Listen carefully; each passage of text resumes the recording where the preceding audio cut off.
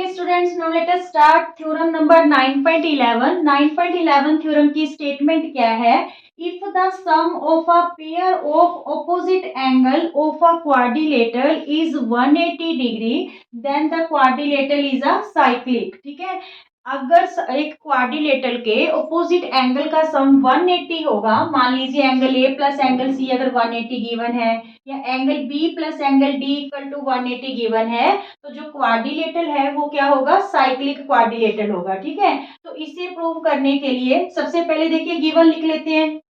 Quadrilateral A B C D in which angle B plus angle D equal to 180, also angle A plus angle C is also 180 degree. ठीक है, अब हमें इसे show क्या करना है? This one is a cyclic quadrilateral, A B C D is a cyclic quadrilateral. तो इसे प्रूव करने के लिए सबसे पहले प्रूफ में हम ये अज्यूम कर लेंगे कि A B C D is not a cyclic quadrilateral. ठीक है, तो फिर यहाँ पे हम क्या करने वाले हैं? कंस्ट्रक्शन करने वाले हैं, एक सर्कल ड्रॉ करेंगे थ्री नॉन कोलिनियर पॉइंट से, non collinear points which are not lie on the same line. ठीक है, जो सेम लाइन पे जो है लाई नहीं करते। ए बी सी से हमने एक सर्कल ड्रॉ किया, जब हम थ्री नॉन कोलिनियर पॉइंट से सर्कल ड्रॉ करेंगे तो वहां पे टू कंडीशंस हो सकती हैं, कि हो सकता है जो डी है वो इनसाइड द सर्कल लाई करे। ठीक है, हो सकता है जो डी है आउटसाइड द सर्कल लाई करे। तो दोनों केस में हम कैसे प्रूव करेंगे कि A B C D is a cyclic quadrilateral? तो यहाँ पे हमने क्या करना है?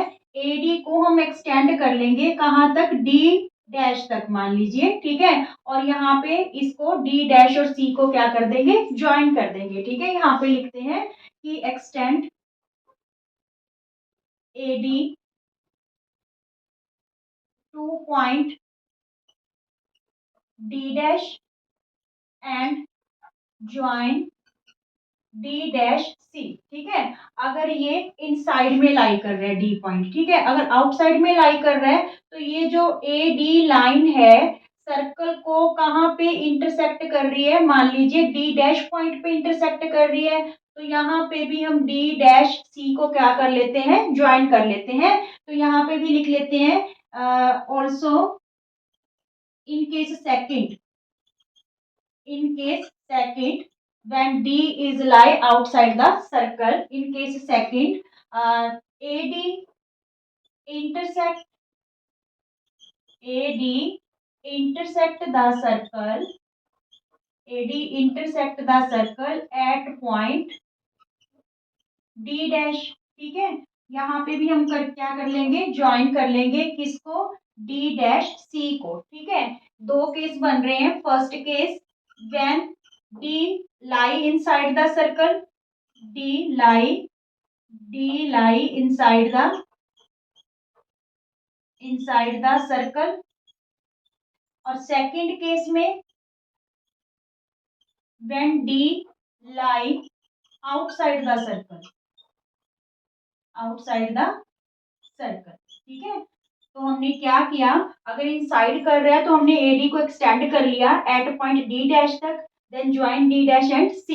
ठीक है, if D lie outside the circle then AD intersect the circle at point D dash। ठीक है, तो then join D dash C।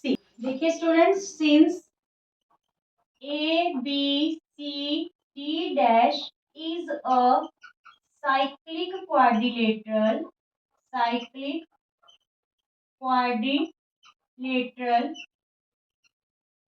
so देखिए ए बोथ केसेस में, ठीक है, दोनों केसेस में A B C D dash, यहाँ पे भी देखिए A B C D dash is a cyclic quadrilateral. So sum of opposite angle, अभी अभी हमने 9.10 थ्योरम क्या की थी कि अगर साइक्लिक क्वाड्रिलेटरल है तो ऑपोजिट एंगल्स का सम क्या होगा? 180 degree. So angle B plus angle D dash equal to 180 degree. But given क्या है हमें? Angle B plus angle D equal to 180 given था। ठीक है, जब हम इक्वेशन 1 और 2 को कंपेयर करेंगे फ्रॉम इक्वेशन 1 एंड 2, यहाँ पे देखिए, यहाँ से रब कर देते हैं।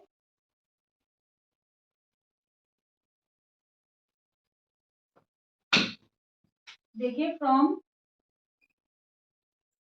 Equation 1 and 2, we get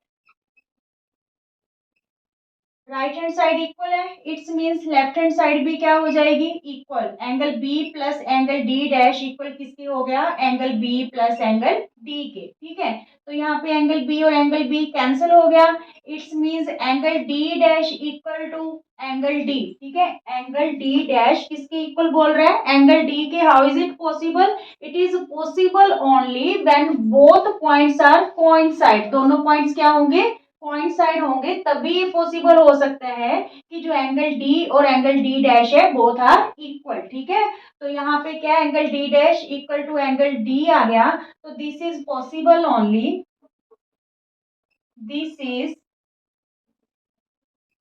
possible only when D and D dash both are coincide। ठीक है, coincide, so ABCD is a cyclic coordinator। इसलिए एबीसी क्या हो गया, एबीसीडी एक साइक्लिक है जो क्वाड्रिलेटर हो गया। इज इट क्लियर, बिल्कुल इजी सा था। एबीसीडी को हमने साइक्लिक क्वाड्रिलेटर शो करना था if the sum of opposite angle is 180 degree. तो यहाँ पे हमने क्या किया, 3 नॉन कोलिनियर पॉइंट से एक सर्कल ड्रॉ किया। तो यहाँ पे 2 केस बन रहे थे कि हो सकता है डी इनसाइड द सर्कल लाई करे, हो सकता है आउटसाइड द सर्कल लाई करे। ठीक है, तो फिर हमने क्या किया, हमने यहाँ पे कंस्ट्रक्शन की, एडी को जो है एक्सटेंड कर लिया डी डैश तक और डी डैश सी को ज्वाइन कर लिया। सिमिलरली इसमें जो आउटसाइड है सर्कल के डी पॉइंट, तो ये एडी लाइन है जो सर्कल को डी डैश पॉइंट पे इंटरसेक्ट कर रही थी, डी डैश सी को ज्वाइन कर लिया। ठीक है, अब दोनों को केसेस को इकट्ठा लेके चल रहे हैं कि प्रूफ में हमने किया कि A B C D dash is a cyclic quadrilateral, so sum of opposite angle is 180 degree. Angle B plus angle D dash equal to 180, but given क्या था, angle B plus angle D equal to 180 degree. दोनों को compare किया तो right hand side equal है, then left hand side is also equal. Angle B से angle B cancel हो गया, डी डैश जो एंगल है और एंगल डी इक्वल आ गए। तो ये इक्वल तभी हो सकते हैं when both are coincide. Is it clear students, please ज्यादा से ज्यादा लाइक शेयर और चैनल को सब्सक्राइब कीजिए। Thank you.